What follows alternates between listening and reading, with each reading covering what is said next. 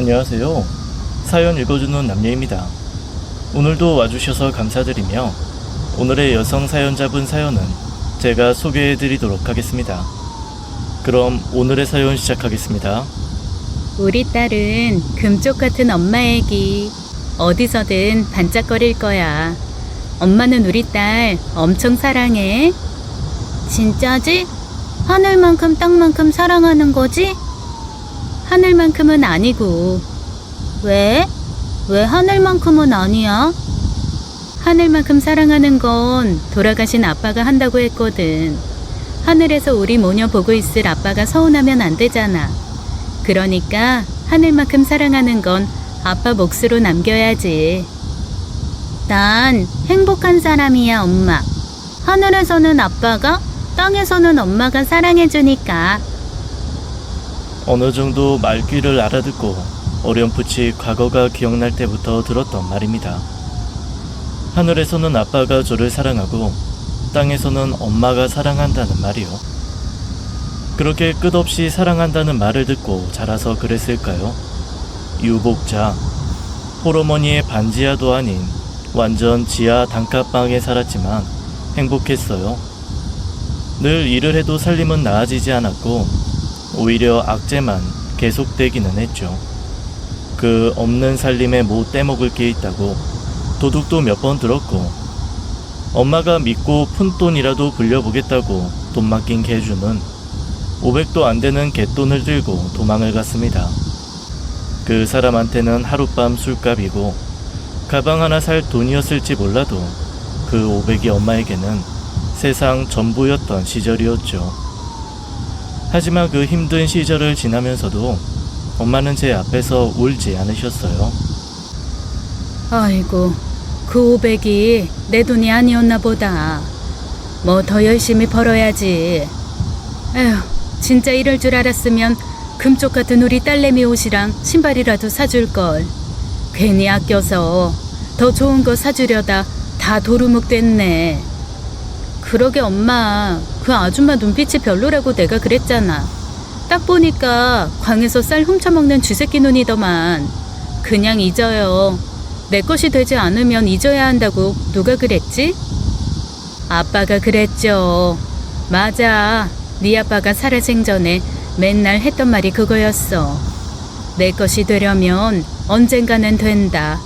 하지만 내 것이 되지 않을 것 같으면 잊어라. 살아보니 그 말이 진리야. 그렇게 어려움이 와도 저와 엄마는 아빠 얘기를 하며 극복했고 서로 의지했어요. 모녀 사이라기보다는 동료, 동지에 가까웠죠. 물론 저 몰래 엄마가 눈물을 짓기도 하고 괴로워했을 건 압니다. 가끔 눈이 부어있고 목이 잠겨있는 거 제가 왜 모르겠어요. 하지만 결코 그 모습을 제 앞에서는 보이지 않았고 제게는 늘 행복하다, 사랑한다 그런 말만 해주었거든요. 그런데 참 이상하죠. 사람이 듣는 대로 이루어진다고 엄마가 행복하다, 사랑한다, 감사한다를 입에 달고 사니 저도 그냥 그렇게 살게 되더라고요. 덕분에 찢어지게 가난했지만 고기 먹고 밝고 명랑하게 컸습니다. 그래서 그런지 밖에서 만난 사람들은 아무리 제가 가난하게 큰 걸 알아채지 못하더라고요. 나중에 어쩌다 알게 된 친구들이 조심스럽게 이런 말을 할 정도였어요. 넌 진짜 엄마한테 감사해야겠다. 이게 가난이라는 거 살면서 보니까 돈의 유무도 관련 있지만 무엇보다 마음이더라고.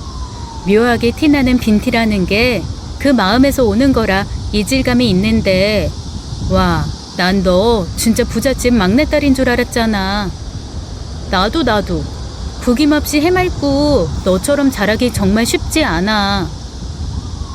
친구들 말처럼 저는 딱 볼 때는 영락없는 부잣집 막내딸 느낌이기는 했습니다. 자라면서는 그게 인간관계에 도움을 많이 주었는데 딱 한 번 유일하게 부잣집 막내딸 느낌으로 오해받는 게 도움이 안 될 때가 오더라고요. 바로 결혼할 때였습니다. 남편과는 직장에서 만났습니다. 사실 전 결혼 생각이 전혀 없었어요. 저를 키우기 위해 엄마가 근 20년이 넘는 세월 동안 하루 서너 시간만 자고 내도록 일을 하며 몸을 혹사했거든요. 제가 대학 3학년이 되던 해 처음으로 엄마 몸에서 신호가 왔습니다. 새벽에 설거지를 하다 그 자리에 고꾸라져서 기절을 하신 거죠. 마침 저도 그때 근처 카바에서 마감 아르바이트를 하고 있던 터라 금방 엄마 모시고 병원으로 뛰어갈 수 있었던 게 다행이었습니다. 사실 그 전까지는 텔레비전이나 주변 사람들 얘기 들으며 이런 생각을 했었거든요. 살면서 가장 황망한 게 병원에서 딱 잘라서 무슨 병인지 알려주는 것 같아. 얼마나 무서워? 내가 저 병에 걸렸구나. 나 앞으로 어떤 미래가 펼쳐지겠구나 아는 거잖아. 그런데 엄마한테 의사가 하는 얘기를 듣고는 생각이 바뀌었어요. 의사가 그러더라고요. 이게 참 뭐라고 말씀드리기가 가장 어려운 경우예요. 몸에 무슨 병이 있거나 종양이 있는 게 아니에요. 그냥 몸이 쇠락했어요. 쉽게 말하면 몸 안에 있는 모든 기능이 다 했다는 말입니다. 지금 연세가 45이신데 신체 나이가 90이 넘어요. 대체 몸을 어떻게 쓰고 사신 겁니까? 힘들지 않으셨어요? 그러면서 의사는 엄마에게는 해줄 수 있는 게 없다고 했습니다. 영양제를 놓고 먹어도 몸에서 받아주지 않을 거라며 그냥 쉬라고만 하더라고요. 그러니 제가 어떻게 엄마를 두고 연애를 하고 결혼할 생각을 했겠어요?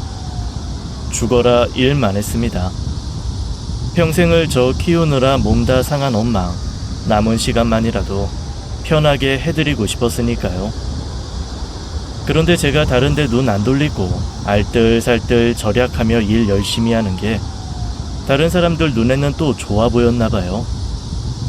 회사에서는 종종 이런 말을 들리기 시작했습니다.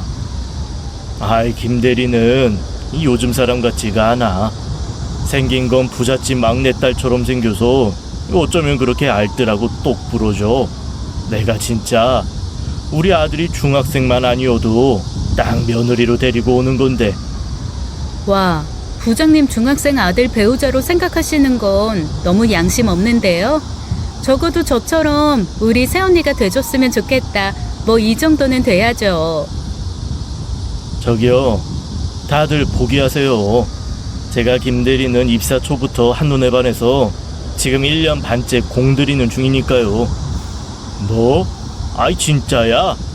농담 아니고 진짜야? 네, 그래서 오늘 마침내 둘이 저녁 먹기로 했습니다. 다들 응원 부탁드려요. 사실 그때 엄청 당황했습니다. 남편이 하도 들러붙고 밥 먹자 하고 차 마시자 하고 이것저것 챙겨줘서 고마운 마음에 그래 한번 밥이나 먹자 하고 승낙을 한 거였거든요. 그런데 회사에 있는 모두 앞에서 그렇게 딱 선언을 해버리니 이건 빼도 박도 못하겠더라고요. 그날 저녁 함께 저녁을 먹으면서 진지하게 사귀자는 말을 들었고 회사에서도 대놓고 응원하며 밀어주는 분위기여서 어쩌다 떠밀려 연애하고 결혼을 하게 되었습니다. 물론 결혼 전에 제 사정을 알고 잠시 남편과 시댁에서 당황을 하긴 했습니다. 남편은 세상 그 누구보다 남의 시선, 평판이 중요한 사람이었고 시댁도 그랬거든요. 온 회사가 떠들썩하게 연애하고 결혼한다고 했다가 알고 보니 제가 가난해서 파혼, 이런 건 참아 못했던 거죠. 이래서 사귀기 전에 다 알아보고 사귀기 시작해야 했었던 건데 저 녀석은 똑똑한 척 다 하면서 꼭 이렇게 결정적일 때 마음이 물러. 엄마, 어차피 처갓집 덕볼 생각도 안 했고 그냥 우리 둘이 잘 살면 돼. 저 사람 살림 똑 부러지고 애도 잘 키울 그럴 사람이에요. 에휴, 네가 그렇다면 그렇게 알아야지. 시어머니는 내도록 떨떠름한 기색을 숨기지 않으셨지만 남편이 제 편을 드니 못마땅해 하면서도 결혼을 허락하셨습니다. 그 와중에도 저희 엄마는 기력이 없어 보인다고 투덜거리긴 했습니다. 결혼식 날 끝까지 앉아 계실 수는 있겠냐? 딸 집에 반찬이라도 해 나르실 수 있겠냐? 같은 말을 하며 제 속을 긁기는 하더라고요. 시댁이 다 그러려니 애써 마음을 다스리며 결혼을 하고 1년 뒤 엄마는 이제 더 이상 제 곁에 있을 필요가 없다 생각하셨는지 조용히 세상을 떠나셨습니다. 참 엄마다운 죽음이었어요. 전날 저랑 남편 불러서 둘이 좋아하는 음식으로 한상 차려 잘 먹이고 저 꼭 안아주며 이렇게 말씀하신 게 마지막이었습니다. 사랑한다. 내 금쪽 같은 딸. 땅만큼 사랑하고 하늘만큼도 사랑해. 엄마, 하늘은 아빠 몫이라며. 왜 엄마가 하늘만큼까지 사랑해? 그 넓은 하늘. 이렇게 오랜 시간 네 아빠 혼자 감당했잖아. 이제 슬슬 나눠서 감당해야지. 무슨 소리야. 하늘은 계속 아빠 하라 그래. 엄마는 앞으로 10년, 아니 15년만 더 내 옆에서 땅만큼 사랑해줘. 제 말에 웃으며 고개를 끄덕이시던 엄마 모습. 그게 마지막이었습니다. 그날 저녁 자는 듯 돌아가셨거든요. 어쩐지 저녁 내내 엄마 말이 마음에 걸려 다음날 출근길에 엄마를 찾았다가 발견했고요. 그나마 웃으며 편안하게 돌아가신 모습이라는 게 위안이었지만 세상에 홀로 남았다는 서러움은 몇 년이 지나도 가시지 않더라고요. 특히 엄마 장례식장에서 시어머니와 남편이 보여준 태도는 오랜 시간 멍울이 되었습니다. 시어머니는 발인 직전에 와서 팔짱 딱 끼고 슥 장례식장 한번 둘러보시는 게 끝이었어요. 남편은 그나마 첫날은 절대 빠지면 안 되는 야근이 있다고 밤 11시에 술에 취해 집으로 들어오고 둘째 날도 빈소보다는 근처 카페에 더 많이 가 있었습니다. 회사 사람들이 오는 시간에 맞춰 빈소에 와서 인사를 하고 그 외에는 밖에 나가 있었어요. 내 옆에 좀 있으면 안 돼? 야, 장모님이 돌아가시는 시기를 정하시는 건 아니지만 너 알잖아. 나 지금 승진 앞두고 중요한 프로젝트 하는 거. 아니, 회사 사람들이 나도 당신도 다 모르는 거 아니고 그래도 장모상인데. 넌 그게 문제야. 다 좋은 게 좋은 거라고 혼자 생각하는 거. 그런 개인사 하나하나 다 봐주면 일은 누가 하냐? 나도 힘들어. 어? 남편의 말에 시어머니가 보탠 한마디는 더 비수가 되어 박혔습니다. 진짜 세상 천지 이렇게 쓸쓸맞은 빈소가 다 있니?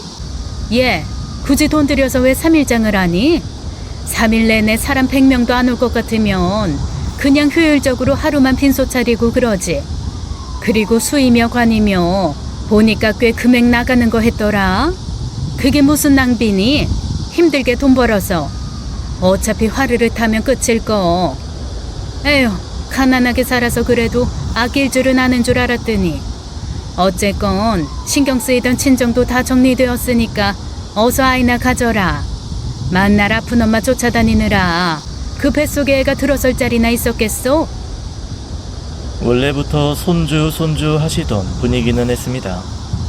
결혼하기 전부터 노골적으로 자기는 손주 혼수가 제일 좋다고 하셨던 분이니까요. 저한테 남들은 다 혼전의 뱃속에 생명 품고 오는데 저는 쓸데없이 고상한 척 한다고 구박 아닌 구박도 하셨던 분입니다. 그만큼 손주를 원하시는 건 알고 있었지만 그걸 제 앞에서 그런 식으로 말씀하시는 건 잘못된 거 아닌가요? 그것도 저희 엄마 발인 전날에요. 그 말이 오랜 시간 가슴에 박혀서 떠나지를 않더라고요. 그래서인지 엄마를 보내고 마음도 몸도 많이 힘들어 남편과 부부 생활도 흥미가 없어졌습니다. 알콩달콩 신혼 2년 차라기보다는 20년 지기 부부 같은 느낌이랄까요. 남편도 그닥 적극적이지는 않아서 그 문제로 둘 사이에 트러블은 없었어요. 다만 시어머니가 난리였죠. 구박도 받고 욕도 듣고 의지와 상관없이 한약도 받아먹고 병원도 갔습니다. 남편은 그 문제에 대해서는 딱 중립을 지키고 한마디도 도와주지 않았고요. 자기 엄마한테는 안 생기는데 어쩌냐면 모르쇠로 그렇고, 저한테는 생겨도 안 생겨도 상관없다고 무관심하게 반응하더라고요. 마음이 편치 않아 임신이 안 되나 싶어 명상도 하고 운동도 했습니다. 그리고 결혼 5주년, 결혼 기념일을 며칠 앞두고 저는 임신 테스트기에서 선명한 2주를 확인했어요. 병원에 가서 확인한 결과 임신이 맞았습니다. 솔직히 반반의 마음이었어요. 제가 애가타게 아이를 기다린 것도 아니었고 뭔가에 떠밀릴 듯 아이를 가졌다는 마음이었거든요. 그리고 임신 확정 소리를 듣는 순간 그저 엄마만 그립더라고요. 엄마가 늘 제게 해주었던 금쪽 같은 우리 딸이라는 말이 귀에 맴돌면서 너무너무 눈물이 많이 터져나왔습니다. 어쩐지 마음에 확 내키지가 않아서 병원에서 임신 2개월이라는 말을 듣고도 1달 반을 혼자만 알고 있었습니다. 그러다가 완전히 안정기에 들어선 후에 남편과 어머님께 말씀드렸죠. 그런데 어머님 첫마디가 뭔 줄 아세요? 아들이면 한 2년 뒤에 동생 하나 보고 딸이면 바로 애 가져라. 그 말을 듣는데 숨이 턱 막히더라고요. 저는 아들도 딸도 상관이 없었지만 딸이 태어나면 어떤 취급, 어떤 구박을 받을지 너무나 선하잖아요. 그런 상황이니 저도 모르게 간절하게 아들이기를 기도하기 시작했습니다. 하늘에 계신 엄마 아빠가 도와주신 건지 태어난 아이는 다행히 아들이었습니다. 그것도 너무 다행스럽게 저는 하나도 안 닮고 남편을 아주 고스란히 빼박은 아들이었어요. 시어머니는 마치 당신이 낳은 것처럼 기뻐했고 엄마인 저를 오히려 따돌리고 당신 손으로 제 아이를 키우고 싶어 하더라고요. 하지만 다 상관없었습니다. 아이가 저를 보며 방긋 웃는 모습을 보는 순간 저는 제 모든 인생을 걸고 제 아이를 사랑하게 되었으니까요. 저도 모르게 금쪽 같은 내 아들이라는 말이 절로 나오더라고요. 그날 이후 저는 시어머니의 구박도 남편의 무신경도 다 관심이 없어졌습니다. 그저 제 아이를 보는 그 시간만으로도 하루가 너무 짧아서 다른 데 신경 쓸 겨를이 없었으니까요. 아이는 착하고 다정했고 똑똑했어요. 그 모습 속에서 끊임없이 저는 돌아가신 엄마의 성정, 엄마의 성격, 엄마의 지혜를 보았는데 시댁과 남편은 다 남편 닮았다고 하더라고요. 아주 지혜비 어렸을 때랑 꼭 판박이야. 우리 손주 언제 커서 할머니한테 효도하려나? 우리 손주가 할머니 비행기도 태워주고 여행도 보내주고 할 때까지 할미가 살아야 할 텐데 내가 우리 손주 효도 다 받고 가야 할 텐데. 처음에는 시어머니의 그 말이 너무 끔찍하더라고요. 하지만 듣기 좋은 꽃노래도 1-2번이라고 계속 듣다 보니 귓등으로 흘리게 되고 그러거나 말거나 아들만 보고 살게 되었습니다. 그렇게 시간이 흘러 어느덧 8년이라는 세월이 흘렀습니다. 아들이 8살 되던 해였죠. 그리고 그 해에 제 삶이 흔들리는 사건이 하나 벌어졌습니다.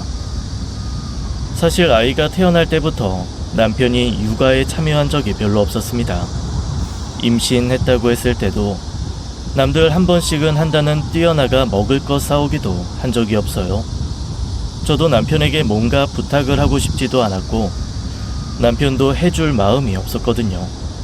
임신 소식 전했을 때 남편이 딱 부러지게 이러더라고요. 그 인터넷 이런 데 보면 임신 특권 어쩌고 해서 임신했을 때 실컷 남편 부려먹으라고 여자들이 막 그런 거 쓴다며? 나 안 당한다. 당신 임신해서 힘든 만큼 나도 밖에서 혼자 돈 벌어 2사람 먹여 살려야 하는 몫이 있으니까 우리 각자 할 역할 각자 알아서 하자고. 그 말을 무슨 솔로몬이나 된 듯 공명정대한 자신에게 취해 씨부리는 것을 보며 이런 생각을 했습니다. 아, 너는 애가 태어나도 아빠 노릇 제대로 하기엔 글렀구나. 그래 고맙다. 차라리 내가 아예 아무런 희망을 안 가져도 되겠어. 그렇게 딱 마음을 정리했더니 정말 남편에게 바라는 것이 없어지더라고요.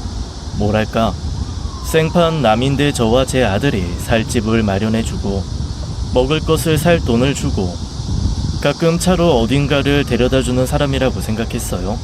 세상에. 그랬더니 너무너무 고마워지는 거 있죠. 남편이 저 따위로 했으면 미웠을 텐데 생판 남인 남자가 우리 모자에게 이렇게 한다 생각을 했더니 미운 마음도 없더라고요. 뭐 남편은 그게 본인이 잘나서 제가 굽히고 들어간 거라고 생각했겠지만 저는 그렇게 마음을 정리했습니다. 한번 그런 식으로 참견 않고 넘어갔더니 그 다음부터는 아주 제멋대로 살더라고요. 테니스, 등산, 사이클, 러닝 등의 운동 동호회를 다양하게 들어 주말마다 동호회 운동을 하기 시작하더니 점점 그 범위를 넓혔습니다. 그림도 그리고 음악도 하더라고요. 오죽하면 처음에는 자기 아들이 워낙 재주가 많아 그걸 발산하고 살아야 하는 걸 어쩌냐고 아들 편들던 시어머니도 남편에게 이런 말을 하실 정도였습니다. 예, 내가 너 언제 밖에서 그런 거 하는 걸로 뭐라고 하디? 그래도 애가 좀 클 때까지는 주말에는 애랑 좀 놀아야지. 아니, 애도 아빠 보면서 정붙이고 교감하고 그러는 시간이 있어야 아빠 고마운 줄 알지. 애 초등학교 졸업할 때까지만 취미 좀 접고 애랑 시간 좀 보내고 그래. 엄마, 아니 엄마는 왜 애엄마도 안 하는 잔소리를 해요. 천륜이라는 게 있는데 이런 걸로 아빠랑 멀어지면 그건 아들이 아니지. 어디서 나오는 자만인지 모를 말을 뻥뻥 해대던 남편은 계속 그렇게 밖으로 돌았습니다. 그리고 아이가 8살이 되던 해 결국 대차게 사고를 쳤죠. 얼마 전부터 그림을 시작하더니 그 화실 원장과 바람이 났더라고요. 그것도 술 있는 대로 먹고 화실에서 민망한 짓을 하다 잠들어 버리는 바람에 그 화실 원장 남편에게 고스란히 현장을 들켰답니다. 서로 상간남 상간녀 소송을 한다 어쩐다 난리가 났고 그 여자는 아이가 없어 합의 이혼으로 후딱 마무리를 했습니다. 문제는 저였죠. 솔직히 아들에게 온전한 가정을 주고 싶은 마음에 이혼을 생각하지는 않았습니다. 그저 남편이 불륜을 들켜 기가 죽은 채 제 말을 잘 듣게 된 게 다행이라고 생각하려 했죠. 그런데 상대의 여자가 이혼을 마무리하니 이 못난 남편이 들썩이는 게 보이더라고요. 그 여자한테 가고 싶어 안달이 난 게 제 눈에도 보일 정도였습니다. 알고 보니 그 여자는 사는 곳도 좀 살고 화실도 잘 되는 편이라 현금도 많은 사람이었어요. 집안도 의사, 중소기업 사장, 대기업 간부가 줄줄이었고요. 게다가 자기 몸매 망가질까봐 아이를 낳지 않았을 뿐 아이는 좋아하니 제 아들을 데리고 오면 키울 수 있다는 말까지 한 모양이었습니다. 처음에 불륜 들켰을 때는 기가 좀 죽은 것 같던 남편이 어느 날부터 적반하장으로 저한테 아이 두고 나가라고 온갖 못된 소리를 다 하더라고요. 그리고는 덥석 제게 소송을 걸었습니다. 처음에는 황망했고 그 다음에는 억울했습니다. 대체 저한테 왜 이러는지 알 수 없을 정도로 기가 막혔어요. 이혼을 할 테니 아이만 키우게 해달라고 했지만 남편과 시댁이 코웃음을 치더라고요. 우리 집안 핏줄을 왜 네가 키워? 그딴 개소리는 너가 엄마 납골당에 나가서 씹으려라. 비아냥거리는 말과 함께 시어머니는 3명의 변호사로 꾸린 변호인단을 구성, 정말 온갖 핑계와 말도 안 되는 자료들을 들이밀며 저를 알몸으로 내쫓았습니다. 8년간 애 키운 공은 생각해서 내가 소정의 비용은 줄게. 위자료 아니고 재산 분할 아니고 그냥 금일봉 정도라고 생각해. 너한테는 위자료 재산 분할 이런 말도 아까우니까. 그렇게 남편과 시어머니는 제게서 아들을 빼앗아갔습니다. 저한테 던져준 돈은 고작 2천만 원이 전부였어요. 그 와중에도 저는 남편이 애 키운 공이라고 한 그 말이 가슴에 사무쳤습니다. 내 금쪽 같은 아들이 고작 2천만 원 취급받는 게 서러웠거든요. 더 가슴 아픈 건 아이의 반응이었습니다. 저를 꼭 안고 이렇게 말하더라고요. 엄마, 난 괜찮아. 내가 엄마 사랑하고 엄마가 나 사랑하니까. 나 괜찮아. 엄마 사랑해. 그렇게 어른스럽게 말하는 아들을 두고 끌려 나오다시피 그 집에서 나왔습니다. 그 와중에 남편이 이러더라고요. 아, 양육권 나한테 있으니까 애 양육비 부담해야 하는 거 알지? 일 열심히 하고 양육비 안 오면 바로 신고한다. 그게 남편과 저의 마지막 대화였습니다. 남편은 가차없이 저를 집 밖으로 내보냈습니다. 2천만 원으로는 변두리의 작은 빌라 월세, 보증금밖에 안 되더라고요. 그나마도 보증금으로 다 넣고 나면 당장 몇 달 버틸 힘도 없을 것 같아서 집은 진짜 누워 잘 수 있는 최소한의 공간으로 구했습니다. 그리고 미친 듯이 일을 했어요. 남편이 협박처럼 이런 말을 했거든요. 내가 내 새끼라고 무조건 오냐 키울 거라고 생각하지 마. 너한테 양육비 오지 않으면 무조건 나도 그만큼 애한테 돈 안 쓸 거야. 그리고 네 엄마가 돈을 안 보내서 그렇다고 솔직하게 말할 거니까 무슨 일 있어도 양육비 떼먹을 생각하지 마. 사실 그 말을 듣고 저한테 이혼하자고 했을 때보다 더 기막혔습니다. 세상 천지 어떤 부모가 자기 자식을 놓고 그런 식으로 거래를 하고 협박을 합니까? 하지만 하나하나 따지면서 싸우기에는 제 체력도 마음의 여유도 없었습니다. 그리고 싸우느니 그 에너지를 돈 버는데 더 써서 아들에게 해줄 수 있는 것들을 마음껏 해주겠노라 마음먹었고요.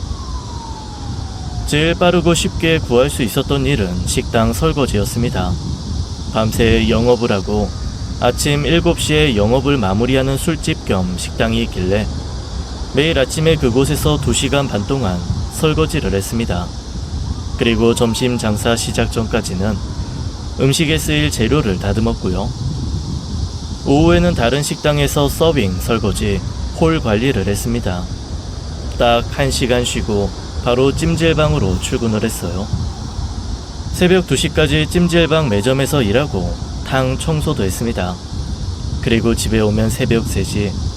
그때부터 딱 3시간 자고 다시 식당 설거지를 하러 나가는 삶이 이어졌어요. 밥은 식당에서 주는 것으로 해결하고 악착같이 돈을 벌고 모아 양육비를 보냈습니다. 그리고 2주에 한 번 면접 교섭권을 통해 획득한 아들과의 시간대는 아낌없이 돈을 썼어요. 2주에 한 번 오는 일요일의 만남이 제게는 삶의 의미였고 제 전부가 되었습니다. 아들은 볼 때마다 훌쩍 커서 어른스러워져 있더라고요. 공부는 좀 어때? 학원 더 다니고 싶은 데는 없어? 아빠가 학원은 잘 보내줘? 엄마가 얘기할까? 에이 엄마, 요즘에는 학원보다 인터넷 강의가 훨씬 나아요. 내 친구가 자기 듣기 싫다고 자기 아이디랑 비밀번호 나 준 거 있어. 걔는 무슨 인터넷 강의를 브랜드별로 다 듣더라. 아빠가 좋다고 한 거 듣고 엄마가 추천한 거 듣고 자기가 몸이 10개라도 다 못 듣는다고 나 하나 들으라고 해서 그걸로 공부해. 학원보다 훨씬 나아. 그런 고마운 친구가 있어? 다음에 데리고 나와. 엄마가 고기 싸줄게. 엄마 고기는 내가 걔한테 얻어먹어야 해. 인터넷 강의도 듣고 나면 시험 보는데 내가 시험 엄청 잘 봐주고 있거든. 걔네 엄마가 걔 공부 열심히 한다고 얼마나 좋아하는데 걔 그래서 얼마 전에 엄마가 신통하다고 엄청 비싼 이어폰도 사줬다고 나한테 고맙다고 하더라. 그래? 그 이어폰 우리 아들도 사줄까? 너 애들 다 가지고 있는 무선 이어폰 없잖아. 엄마가 이어폰 사줄게. 지금 사러 가자. 나는 이상하게 엄마 음악을 들으면 집중이 안 돼. 괜찮아. 필요 없어. 그러면 엄마가 핸드폰 바꿔줄까? 너 이것저것 다 안 되는 그런 폰이잖아. 애들이 놀릴 텐데. 아이고, 필요 없다니까. 핸드폰 귀찮아서 잘 들고 다니지도 않는데 좋은 게 뭐하러 필요해. 엄마, 그렇게 나한테 뭔가 사주고 싶어? 응. 엄마는 우리 아들이 쪼르는 것도 없고 뭐 사달라는 것도 없어서 그게 다 엄마 때문인 것 같아서 속상해. 엄마 때문에 너무 일찍 철이 들어서 그런 것도 자꾸 필요 없다고 하나 싶어서. 그러면 우리 백화점 가자. 나 갖고 싶은 거 있어. 참 이상하죠. 그렇게 돈 벌면서 애매언글면 힘들었는데 아들이 갖고 싶다고 하는 게 생기니 기운이 벌떡 나더라고요. 그런데 저를 데리고 백화점에 간 아들은 몹시 여성스러운 스카프를 하나 골랐습니다. 캐시미어로 짠 얇고 보드라운 뿌띠 스카프였어요. 삼복 더위 빼고는 가볍게 사시사철 두를 수 있는 고급스러운 제품이었는데 한참을 고민하다 딱 붓꽃 색깔하고 닮은 보라색을 골라 들더라고요. 네가 이걸 하겠다고? 너 목도리 필요했어? 아니 그러면 여기 있는 파란색이나 검정색 아니면 갈색이 낫지 않아? 아니, 나 이거 사줘 엄마. 의아했지만 아들이 원하는 거라니 기꺼이 사줘야겠다 생각이 들더라고요. 자그마치 20만 원 가까이 하는 작은 스카프였지만 전혀 돈이 아깝지 않았어요. 아들은 그걸 받아들고 신나게 저와 함께 백화점을 나왔습니다.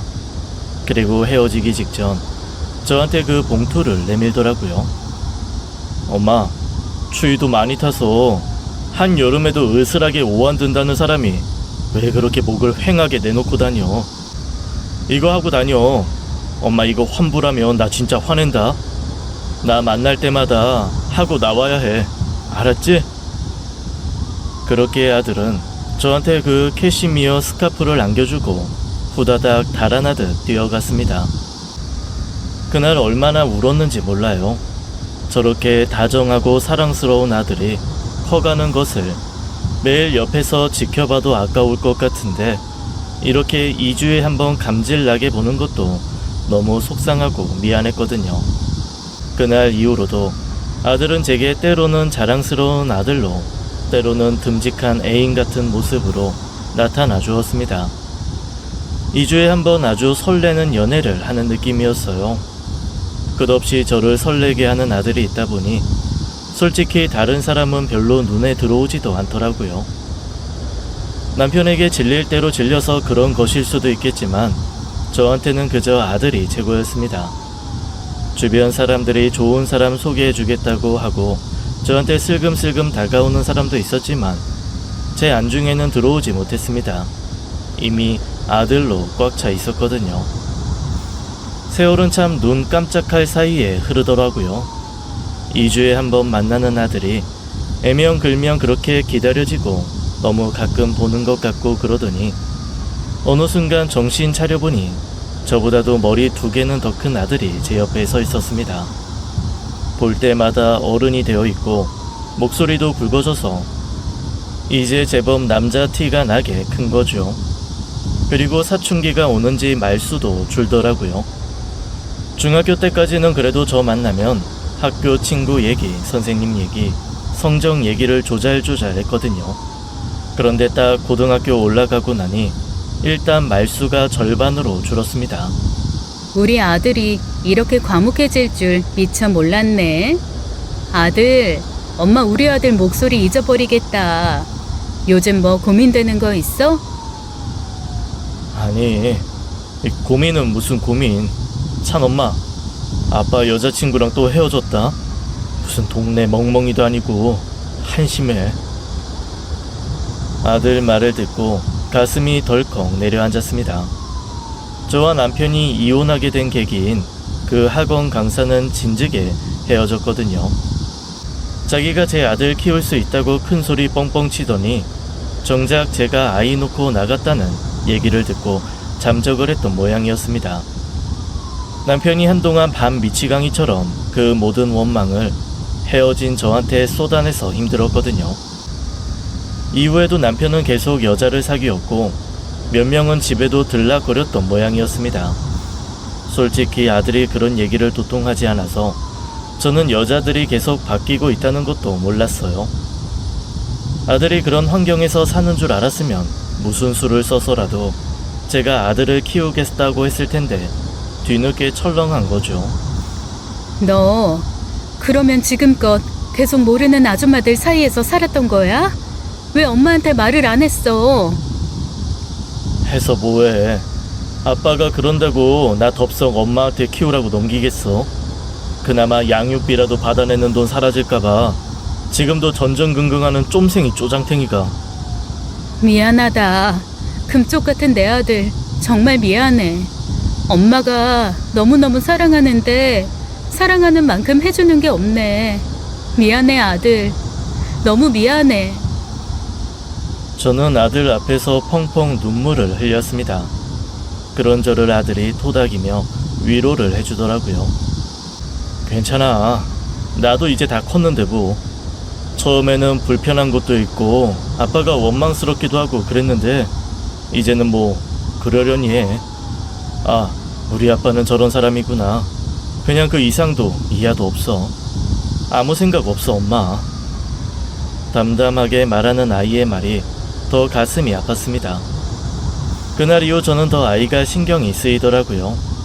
만날 때마다 어쩔 수 없이 꼬치꼬치 아이에 대해 캐물었는데 아이는 역시나 입 꾹 다물고 대답을 해주지 않았습니다. 뒤늦게 사춘기가 온 건지 정말 과묵하게 굴더라고요. 고민 끝에 진짜 몇 년 만에 제가 먼저 전 남편에게 전화를 걸었습니다. 적어도 아이가 사춘기를 지날 때까지만이라도 집에 여자 좀 바꿔서 들이지 말라는 말을 해야 할 것 같았거든요. 여보세요? 저기 난데. 어이 그래. 너 전화 잘했다. 내가 안 그래도 너한테 꼭 할 말이 있었어. 야, 내가 지금까지 네가 준 양육비 절반 돌려줄 테니까 네 아들 데리고 가. 아니다. 거기에 돈 좀 더 보태서 줄 테니까 애 데려가. 나 좀 살려줘. 어? 제발 애 좀 데려가라고. 마지막 말은 거의 절규에 가까웠습니다. 사실 그 말을 들으면서 제가 든 생각은 하나였어요. 이 자식이 미친 건가 라는 거였죠. 너무 어이가 없어서 가만히 있자 전 남편은 제가 거절할 것 같았는지 간절하게 다시 한번 말하더라고요. 나 저 자식 때문에 제명에 못 살 것 같아. 양육비 절반 아니다 까짓 거 내가 지금까지 줬던 양육비도 다 돌려주고 거기에 1,000만 원 더 얹어줄게. 아이 쟤 좀 데려가. 쟤 데리고 가서 너희 보자. 그냥 내 인생에 다시 나타나지 말고 그냥 꺼져줘. 제발 꺼져달라고. 지금 무슨 소리 하는 거야? 대체 왜 그러는데? 야, 너는 엄마라는 여자가 2주에 한 번 애 보고도 몰라? 저 자식 저거 완전 개꼴통이야. 저 새끼가 학교에서 사고 쳐서 내가 지금 한 학기 동안 학교를 몇 번을 찾아가는 줄 알아? 여기저기 돈 물어주는 건 그래. 그렇다 치자. 야, 내가 왜 일면식도 없는 아줌마들한테 굽신거리면서 사과해야 하는데? 아니 그게 무슨 말이냐고. 지금 우리 애 말하는 거 맞아? 그러면 내가 옆집 얘 얘기하냐? 아이씨 진짜 길게 말하는 것도 입 아프니까 이번 주 아니다 오늘 당장 애 데려가. 내 앞에서 제발 꺼지라고. 전 남편은 꼭 미친 사람 같았습니다. 저는 아닌 밤중에 홍두깨를 얻어맞은 것 마냥 이게 대체 뭔가 싶었고요. 아들에게 전화를 해서 자초지종을 물었습니다. 그런데 또 아들의 반응은 희한하게 차분하더라고요. 그래요? 아빠가 저 데려가래요? 진짜 힘들었나 보네. 아, 오늘도 학교 불러가긴 했거든요. 터졌나 보구나. 얘, 너 진짜로 사고치고 다녀? 너 혹시 애들 괴롭히니? 에이, 엄마도 내가 그럴 사람이에요. 뭐 아빠가 나가라고 하니까 나가긴 해야겠네. 오늘 가도 돼요? 나 엄마 집에 짐도 별로 없어서 그냥 2-3시간이면 다 싸는데 오늘 나 좀 데리러 와줄래요? 아들의 말에 이건 진짜 뭔가 이상하다 싶었습니다. 출근해야 하는 가게의 사정을 말하고 바로 전 남편의 집으로 달려갔어요. 제가 짐 싸서 나온 지 몇 년 만인지 계산도 되지 않을 정도로 오랜만에 간 거였죠. 배를 눌렀더니 기다리고 있었다는 듯 문이 열리더라고요. 그리고 그곳에는 제 전 시어머니가 퀭한 눈으로 서 있었습니다.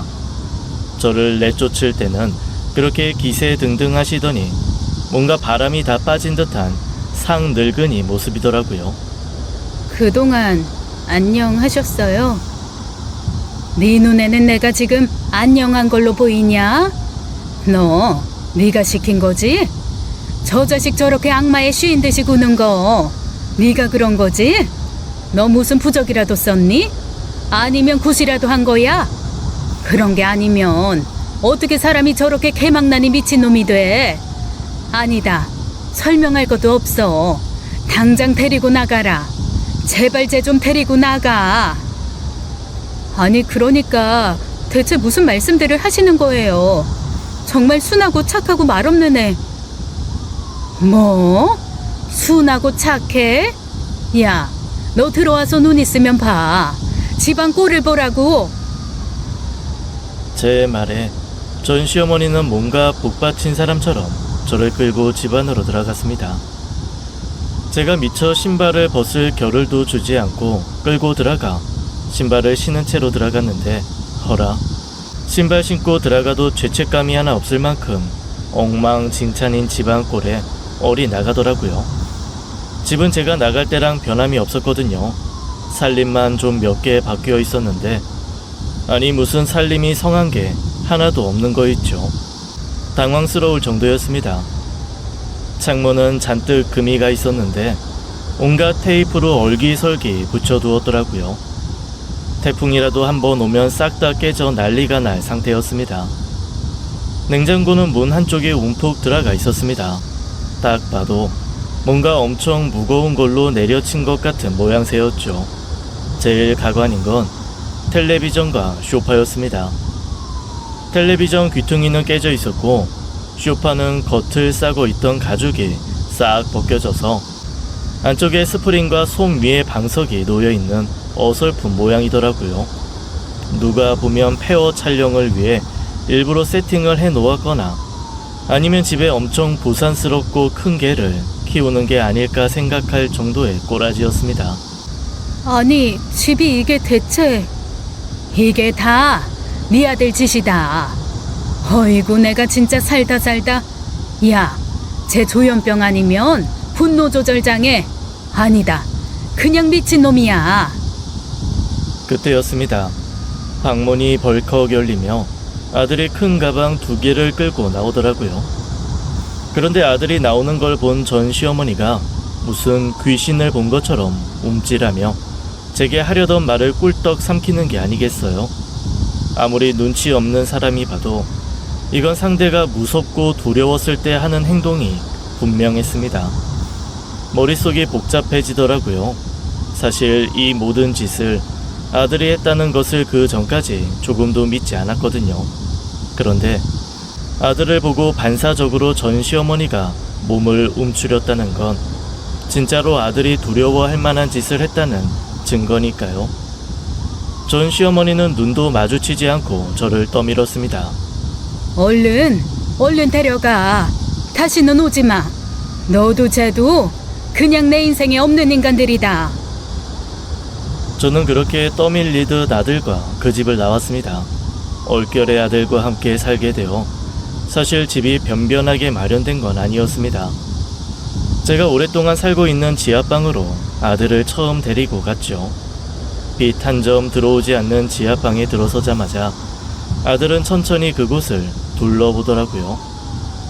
이렇게 사는 꼴을 보이고 싶지 않아서 그동안 아들을 집에 한번 데리고 온 적이 없었는데 괜시리 민망해졌습니다. 엄마, 아빠가 돈 넣었어요? 어? 무슨 돈? 나 데리고 가면 엄마가 지금껏 보냈던 양육비에 추가로 1,000만 원 더 얹어서 준다고 했잖아요. 그거 들어왔냐고요?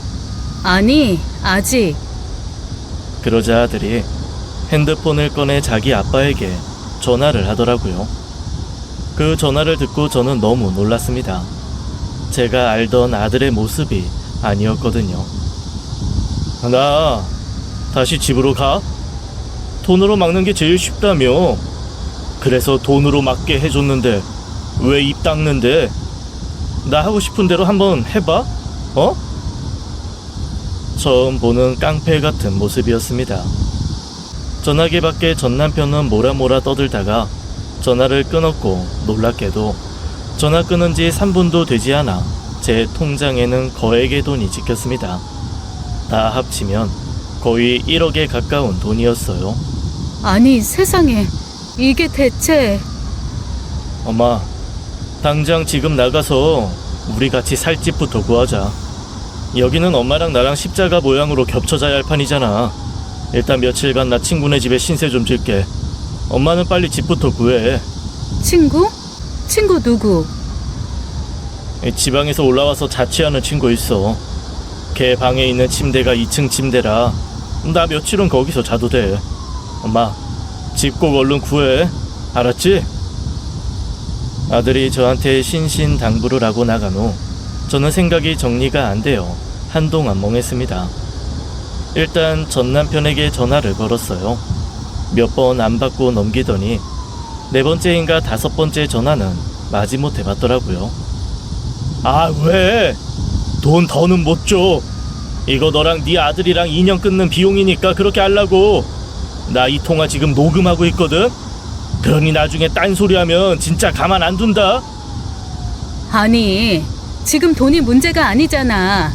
애한테 무슨 일이 있는 거야? 왜 나한테 말을 안 했어? 네가 무디고 멍청해서 못 알아챈 거야. 누구 탓을 해? 그렇게 궁금하면 네가 학교 가서 직접 물어보고 알아보면 되잖아. 전 남편은 저한테 있는 대로 성질을 내고 전화를 끊었습니다. 그래, 학교를 한번 가봐야겠다 라는 생각이 들더라고요. 불이 나게 아들이 다니는 학교로 향했습니다. 미리 연락을 하지 않고 갔음에도 담임 선생님은 저를 흔쾌히 맞이해 주었습니다. 어머님은 제가 처음 뵙는 것 같은데요. 네, 면목 없습니다. 제가 애아빠랑 헤어져서 살다 보니 미처 챙기지를 못했어요. 아, 그러셨구나. 집안 사정을 미리 말하지 않는 한 저희가 막 캐묻거나 그러지는 않아서요. 애아빠가 학교에 여러 번 불려왔다고 하던데 무슨 문제가 있나요? 혹시 학교 폭력 이런 거에 연루되어 있나요? 학교 폭력이요? 아니요, 그건 절대 아닙니다. 그게 참 이상한 게 이런 경우는 저희 선생님들도 처음 겪어요. 너무 불균형한 경우거든요. 불균형한 경우라뇨? 그게 무슨... 여기 성적표 보이시죠? 모든 과목이 거의 다 1등급이에요. 영어만 2등급인데 그것만 조금만 노력하면 금세 1등급이 될 수 있는 경계선입니다. 이 정도만 계속 유지해주면 사실 서울 안에 있는 대학 어디든 골라서 갈 수도 있어요. 교우 관계도 무척 좋고 애들한테도 인기도 많고요. 그런데 대체 무슨 문제가 있다는 말씀이신지. 그게 기물을 파손합니다. 네? 저는 선생님의 말에 뛸 듯이 놀랐습니다. 제 아들이 기물 파손이라니 어안이 벙벙했어요. 어렸을 때 프라모델 같은 것을 사주면 그 작은 손으로도 야무지게 조립하고 뭐 하나 부셔지는 거 없이 관리하던 아이였습니다. 사내의 아이지만 억세게 구는 것 없이 세심한 손길이 매력이라 생각한 아들이었는데 기물 파손은 정말 상상하지도 못한 것이었어요. 선생님은 제 모습을 보고 한숨을 푹 쉬면서 책상 서랍에서 사진을 한 줌 꺼내서 보여주었습니다. 보시면 이건 옥상문을 부순 거고요. 이건 교탁을 톱으로 잘랐어요. 음악실 피아노도 망가뜨리고. 아, 이게 가장 최근입니다. 축구 골대 그물을 죄다 잘라버렸죠. 이외에도 나무를 뽑거나 교문에 돌을 던지거나 교장 선생님 차 바퀴를 펑크내거나 하기도 하고요. 말도 안 돼요. 제 아들이 왜... 그런데 참 희한하게 사람 다치게는 전혀 안 해요. 몰래 망가뜨렸으면 그 기구를 사용하다 다치거나 할 수 있는데 보란듯이 보는 앞에서 일부러 막 파손을 하고 그러거든요. 그러니 현행범으로 딱 잡혀서 혼나고 아버님이 그때마다 오셔서 물어주시고 그랬죠. 아마 지난 몇 개월간 수천 쓰셨을 거예요. 세상에, 이런 일이 있을 줄은 정말 몰랐어요. 혹시 가능하시면 병원 한번 데리고 가보시는 거 추천해요. 애들이 입시 스트레스 푸는 방법이 다양한데 가끔 도벽이나 중독으로 오는 경우도 있거든요. 이 경우는 폭력은 아니고 뭔가 파괴하면서 스트레스 푸는 게 아닐까 싶은데 치료가 필요할 수도 있으니까요. 학교 선생님의 말씀에 마음이 무거워졌습니다. 왜 지금까지 몰랐을까 하는 자책과 함께 아들에 대한 미안함, 걱정이 밀려와 눈물이 터지더라고요. 그리고 선생님 말을 듣고 나니 전 시어머니가 했던 말도 진짜인가 싶고 정말 병원의 도움을 받아야 하는 건가 가슴이 답답했습니다. 일단 아들을 밖에서 재울 게 아니라 제가 끼고 있어야겠다는 생각에 수년간 살던 지하방을 내놓고 일단 햇빛 잘 드는 방 2개짜리 집을 구했습니다. 모든 것이 일주일 안에 벌어진 일이었지요. 그 일주일 동안 저는 매일 하교하는 아들을 만나 함께 시간을 보냈습니다.